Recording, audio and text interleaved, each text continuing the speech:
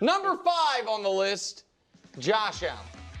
Now, I am actually, I think, going to be the most, on this show regularly, the most bullish on Josh Allen because I think the loss of Stephon Diggs can be addition by subtraction. I think the fact that he's not going to feel pressured to force the ball to certain areas, that there is the tight ends that he has, the unproven receivers, none of whom are kind of allowed to have the great wide receiver ego, I think can be good for him. But I also think he is under massive pressure because a few years ago, by other folks in the media, he was prematurely anointed. And since then, he has probably seen his stature within his own conference fall a bit. It was he and Mahomes neck and neck. Then it's like, okay, Mahomes is clearly ahead of him. Then Burrow whooped him in a playoff game where he didn't play well. And then Lamar won another MVP, and all of a sudden C.J. Stroud's coming, and don't forget about the Prince. So because of that, Josh Allen, if they miss the playoffs, as a lot of people think they could, will not be looked at in the same light. So while I actually believe in Josh Allen more than most, I think this year, he is unquestionably under pressure. Number 4.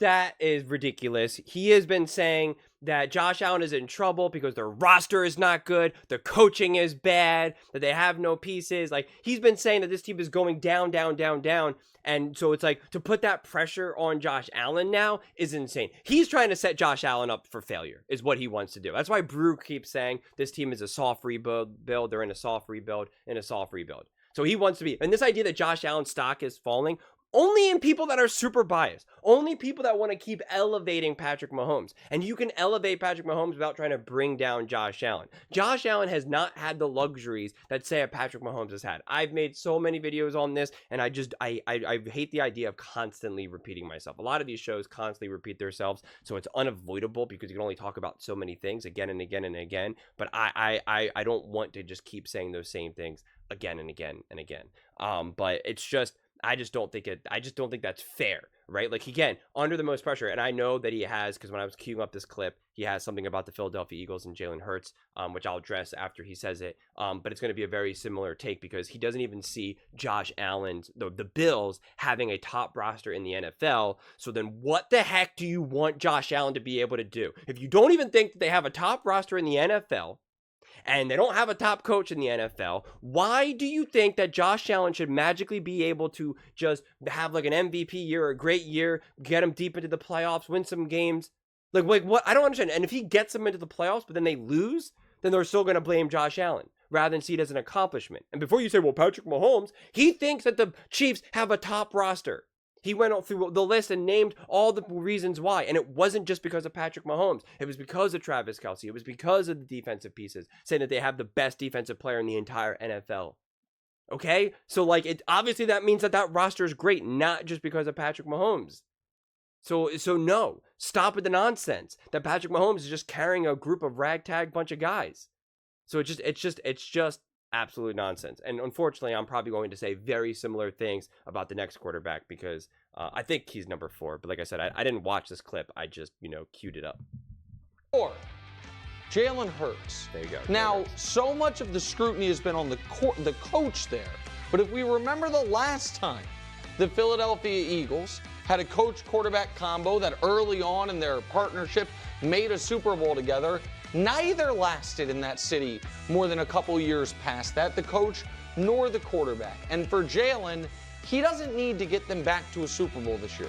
What he needs is to have an excellent season throwing the football because Jalen's entire football life, from Alabama to Oklahoma to Philadelphia Eagles, there's only been 1 year from a passing perspective he looked like a franchise quarterback. They got to a Super Bowl. He almost won an MVP.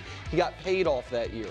But the more years that stack up where he looks like the player I think most people thought he was in the draft, the less stranglehold he has on the Eagles not doing to him what they did to Carson Wentz.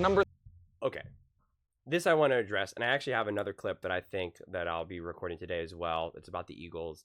They've been talking a lot about the Eagles lately. But first off, listen, I think Jalen Hurts and the Eagles are going to be a great team this year. I wholeheartedly believe that. But this is where I want to use Nick's logic against himself. Because he does not. He thinks that the Eagles are one of the worst teams in the NFL. He said that point blank. Okay? He said that they were one of the worst teams in the league last year, especially in those final 8 games or whatever, and that they haven't done anything to correct that. That they have a terrible coach in Sirianni. Vic Fangio will not get that defense going, and that the young guys that they got, who they drafted, will not have a big enough impact. That Saquon Barkley is not an upgrade. That the offensive line is going to go down because of Kelsey, and that Kellen Moore isn't a good coordinator. That's 6 points right there.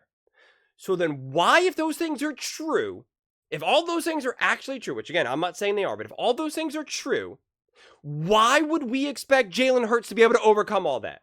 He's supposed to overcome a bad offensive line, not a great run game, not a great defense, not a great coordinators, not great head coach. Like I don't understand what quarterback could.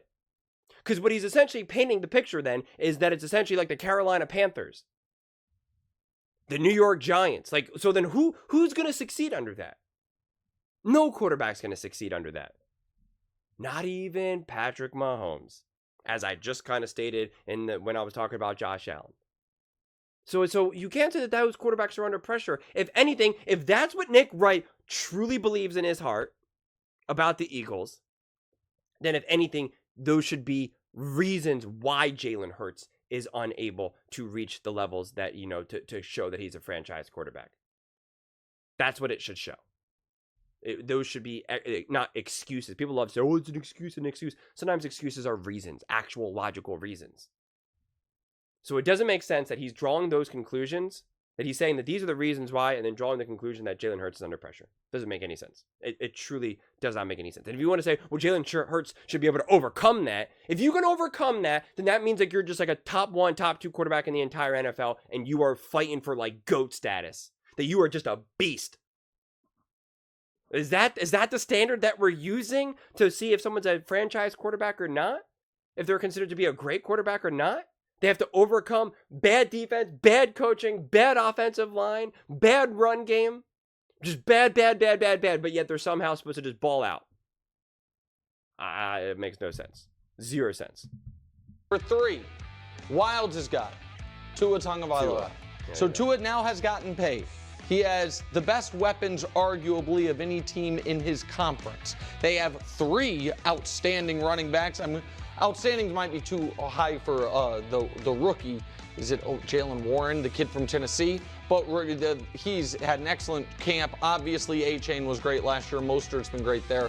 2 great receivers, a coach everyone loves, and the question surrounding them is he the guy?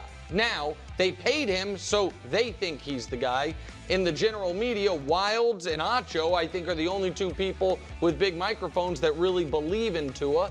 And it seems to be the real kind of conventional wisdom is he's just a guy, not the guy. But now he's been paid like that, and he is going to have to elevate because they are going to lose players around him years forward.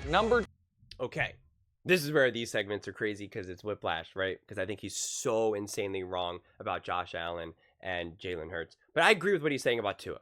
Tua is under pressure because he did get this big contract. He hasn't had the success in the playoffs. And when you get that money, it's time. It's time. And he's played it long enough now, right? You can explain some of the earlier years, but like if he's actually fully healthy, outside of maybe like some other cluster injuries around the team, he's got the weapons. He's got some dudes. He's got the head coach and the offensive genius, right? And he's got the money, so he's got the security. It's time, right? Prove that you can ball out consistently, that you can step up big and beat the Buffalo Bills in the final game of the season and be a reason for it. You can put the team on your back, that you can win in the playoffs. Or if you prove to not be a team that can just put you on your back, and I think that's okay, prove that you can maximize that roster, that you can be what I just call a smooth operator, because you have the roster, you have the coach. So be the smooth operator. Execute that offense flawlessly. Minimize the mistakes. Work within the system, not trying to be beyond it. And you gotta have playoff success at this point. It's not good enough to just put up these great numbers, even be like top 5 in MVP voting or whatever, and then just not do much in the playoffs. That's at this point, that's no longer allowed. right? Like it would be more difficult to explain away. Unless you're going up against the Super Bowl champions again, and that defense is unreal. Then I could make some excuses. I could give some reasons for, this wasn't the best, it's just been bad luck.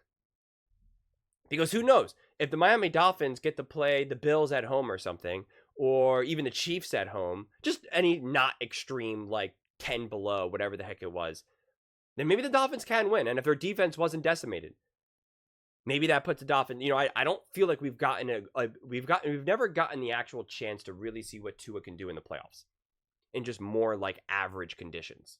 That's what I'm waiting to see.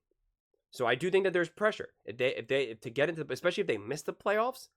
Yeah, I think that would be a problem. So I do agree with that. Number 2 on this list is, of course, Brock Purdy. A lot of what I said about Tua applies to Purdy, except he has far more belief, and he is yet to be paid, unlike Tua. So he is, I don't want to say playing for a contract, because he's already done enough to where he almost assuredly would get some type of contract. But he is playing to try to prove not only me wrong, but anyone out there that thinks he is just a repackaged, slightly improved Jimmy Garoppolo, meaning someone that drop into Shanahan's system, put all these weapons around him, and he's just the hand on the joystick as opposed to the main character. So Brock Purdy has spoken out this year that he wants to take his game to the next level. I think the early returns have been not promising, but we'll see. Looks like he's going to have to do it without Brandon Ayuk. He might have to do it for some of the time without Trent Williams. He's unquestionably under the second most pressure of any quarterback in the league this year. And then at number 1 Okay, and so that's what I was kind of saying about Tua, that I think Brock Purdy has already proven to be that smooth operator. So yeah, the pressure is to be able to prove that you can continue to do that. And I think the pressure on Purdy is to see if you can get that 5 to 10% better. Because I think, and again, I'm not saying that Brock Purdy is the reason why the 49ers lost in the Super Bowl, but if he was 5 to 10% better than who he is, then they win that Super Bowl. That I truly believe that they win that Super Bowl. So I think that there's that pressure to prove, if you're going to be a top quarterback in the NFL, this is the year to show that you've gotten that 5 to 10% better. And that is the difference between winning a Super Bowl and not. So I think that is where the pressure that lies with Purdy. Because if he has the same year where he puts up great numbers, puts up good numbers, really works within the system as well, right? Executing Shanahan's offensive great. But then now when these games get tight in the playoffs and he doesn't do enough to really, I don't want to say wow you, but just really just clearly be the reason. Pretty much kind of what he did at the end of the Lions game and the Packers game. But do that in a way where you were also not potentially part of the reason why you were in that deficit. That is the argument that you can make against Purdy, is that, he did not play good against the Packers really into the very end. And he struggled in the Lions game until the very end. And you can point out like very concrete reasons why the Packers and the Lions lost those games, unless that the 49ers won those games. Make no mistake about it, Purdy did need to step up, and he did in that moment. But when the game was a little bit more equal, say against the Chiefs, when it was time for him to step up, that did not necessarily happen. Or when his own team was putting him in a deficit with some fumbles and stuff and injuries, he was not able to kind of take that next step. So again, in order for you to truly be that top 2, top 3, top 4, top 5 quarterback, I think you have to show that you can take that next step and in the moments that matter most. So that is where I also do think that there will be some pressure on Brock Purdy. Is, of course, the savior for the New York Jets, Aaron Rodgers. Aaron Rodgers came to New York talking about Lombardi trophies. Last year, can't blame him. Tore his Achilles, nothing you can do. Can blame him for, since then, hijacking the end of their season by pretending he would be able to come back, hijacking the beginning of their offseason by flirting with running for vice president, hijacking the middle of their offseason by skipping minicamp, and now we are on the precipice of the season, and there is more belief in this Jets team than any team in the last decade at a minimum. They did upgrade the offensive line in 3 different spots. They did upgrade wide receiver 2. The defense, even without Reddick, should still be excellent. Oddly, the 2 biggest question marks surrounding this team are its coach and its quarterback. And while the Jet fans, while to me a great season would be make the playoffs, win a playoff game for the first time in a decade, Jet fans are thinking AFC title game at a minimum. That rests on the right arm of Aaron Rodgers, so he is the quarterback under the most pressure. Yeah, it's interesting. As he's saying that, like, I'm going back and forth. I think the way how he explained that was actually accurate in a way where, because it's like, it depends what we're saying, what a successful season for Aaron Rodgers is, because before he painted the picture that, like, not winning a Super Bowl is a disaster for Aaron Rodgers. That is absolutely what he said, because I called him out and said that's not really fair. Because I think the fact that he just comes back from Achilles at, what is he, 39, 38, 39, 40, I forget exactly. And if he's able to come back, and if he's able to get the Jets into the playoffs with something that they haven't been able to do in forever, and actually succeed and actually just look like it's a competent offense and just a competent team, well, then that is a success. Right? I mean, like, that is. I understand that the original expectations were to win a Super Bowl, and that was kind of starting last year, but he is now a year older, and he did tear his Achilles. That is a real thing. And so if he's unable to make that full recovery, it's just like, I don't think that would be fair to heap on Aaron Rodgers and to say that was a failure. If anything, that's more of a tragedy than a failure on his part. But I do think at the end of the day, there is that pressure on him. He has like the most primetime games, like the lights are on him. It's Aaron. He's telling everybody that he's fully 100% let's go, that he can win with the New York Jets. So yeah, when it's like when you're calling for attention, you can't hang up. So I do also agree with Nick in that regard, that there is that pressure. Although here's the thing too, I would add Patrick Mahomes to that list, because he's looking at this as well as the pressure from a more negative light, But I also see that you have some of that pressure in the more positive light, right? Like, there was tremendous pressure on LeBron James to like keep getting to the NBA finals or to keep winning, right? That pressure, because you're going for GOAT status. There's pressure to win. It's not okay to make it to the NBA finals and lose to the Golden State Warriors. Even though the Golden State Warriors were the superior team, there was still pressure for LeBron to do everything he can.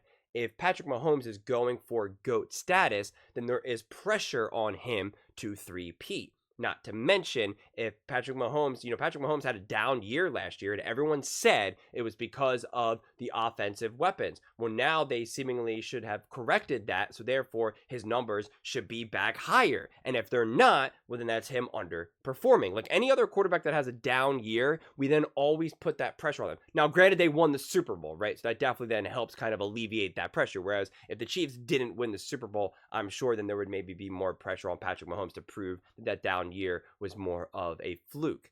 But I would say that the Chiefs and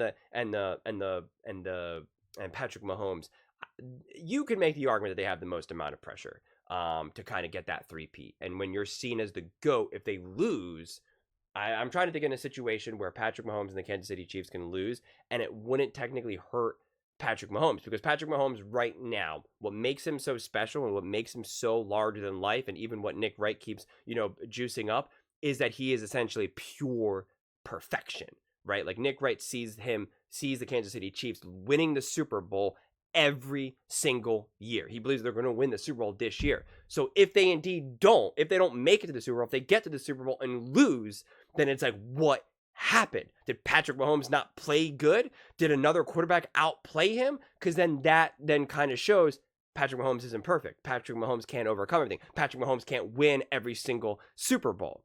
So then there is kind of pressure to maintain that, right? It's kind of like, it's like being like a home run king. There's pressure to keep hitting those home runs. Having a hit streak, there's pressure to keep those hits coming along. Now, I don't think that there necessarily should be that pressure, because I'm on the record saying that I think it's really unbelievable if they lose this year, the Chiefs now, but then win a Super Bowl next year. Like, I don't need it to be a three-peat for it to be impressive to me. I already think, because some people are not even saying that the Chiefs are a dynasty, and I'm saying that the Chiefs are clearly a dynasty, and their dynasty runs back not just for the back-to-back years, but they've been a dynasty since Patrick Mahomes' second year in the league. You don't have to just win Super Bowls, from my viewpoint, to be a dynasty. So I think it's, that they are absolutely already a dynasty. But there is that pressure. Again, what makes Patrick Mahomes seen as so special is that there's an insane belief that he is a quarterback that no one has ever seen before in their entire lives. That he just does not lose and will win. And the only time he even lost was because he had no offensive line and it wasn't even his fault. So he better keep winning. There's then that pressure. If that's accurate, then he has to keep winning. But those are just my thoughts. I would absolutely love to hear yours. What do you guys all think about the top 5 quarterbacks under the most amount of pressure? Rodgers, Purdy, Tua, Hurts, Allen. What about anyone else you would add? Like I added Mahomes. Let me know in the comments below. I read every single comment. Also, real fast, I would add Lamar Jackson, considering how last year ended. He has a tremendous amount of pressure to step up and prove that he's a top quarterback and can win. I just got to add that real fast. But those are just my thoughts. I would absolutely love to hear yours. What do you guys all think? Let me know in the comments below. I read every single comment, so whether you agree with me or disagree with me, either way, let's get in some discussions. Let's get in some fights. But ultimately, let's just have some fun. And please do consider subscribing. We are building an amazing community here, and I would absolutely love to see you part of it. I want to build something that we all genuinely feel connected to. Something that we're really excited to be part of. I think we're well on our way to doing it. And please don't forget to give this video a thumbs up, as it really does help with the visibility and the algorithm. Thank you so much, and see you next time.